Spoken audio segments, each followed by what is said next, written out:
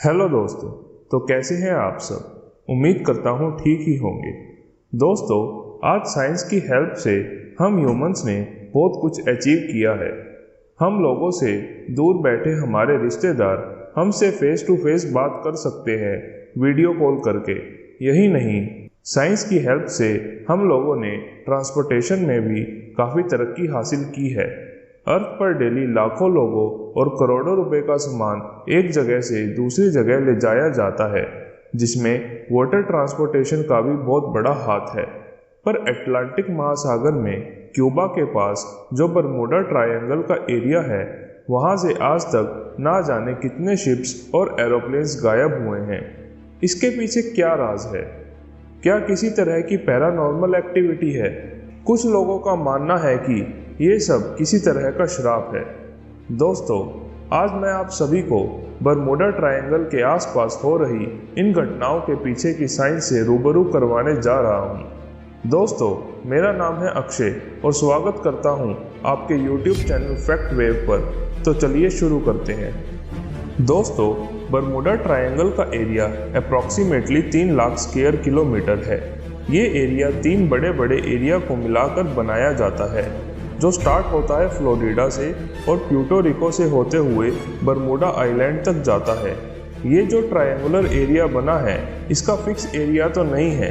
कभी यह बड़ा हो जाता है तो कभी छोटा। क्रिस्टोफर कोलंबस ने अपनी बुक में इस बरमूडा ट्रायंगल के बारे में बताया है कि जब ईयर 1948 में वो यहाँ से जा रहे थे, तब उन्होंने यहाँ पर अचानक मौसम में होने वाले बदलावों को देखा। उस समय बादल गरजने लगे और समुद्री लहरें तेजी से उभरने लगी। उस समय नेविगेशन के लिए ना तो कोई खास सैटेलाइट थी, ना ही कोई स्पेशल इक्विपमेंट होते थे।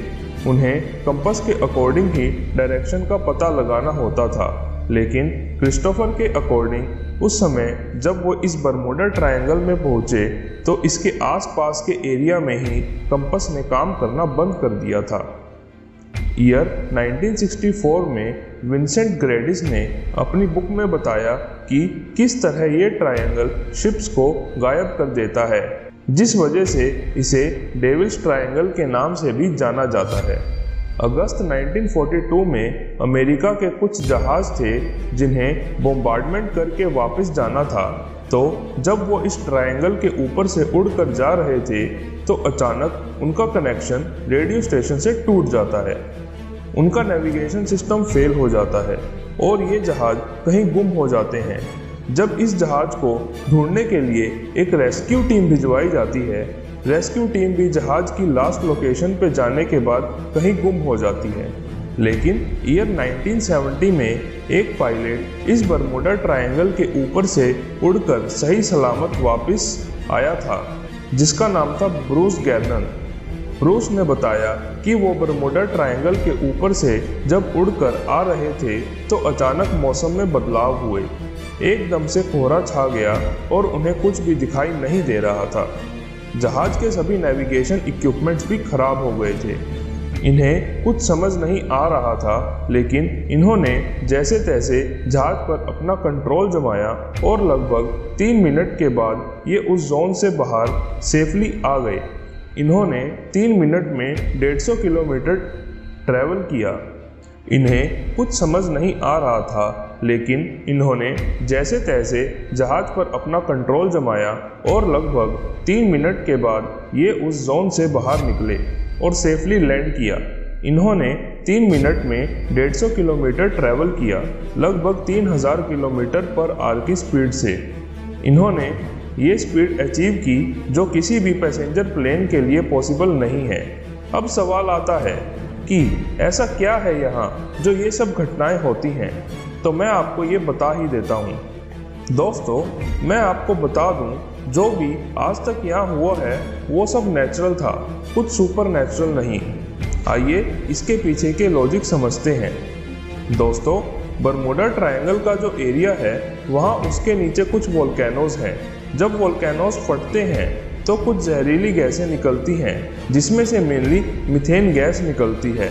जब मीथेन पानी से मिलती है तो पानी की डेंसिटी कम हो जाती है। जैसे ही डेंसिटी घटती है तो जो शिप्स होते हैं ना, वो सब इस तरीके से डिज़ाइन किए जाते हैं जो पानी की डेंसिटी पर ही फ्लोट कर सकते हैं, पर डेंसिटी कम हो जाने की वजह से यह शिप्स फ्लोट नहीं कर पाते और पानी में डूब जाते हैं। दूसरा कारण ये है कि बरमूडा के आसपास छोटे छोटे समुद्री पहाड़ हैं। जब हवाएं इन पहाड़ों से टकराती हैं तो उनमें कुछ हलचल होने लगती है, जिस वजह से यहाँ पर तेज़ लहरें उठती हैं, जिस वजह से यहाँ दुर्घटनाएं हो जाती हैं।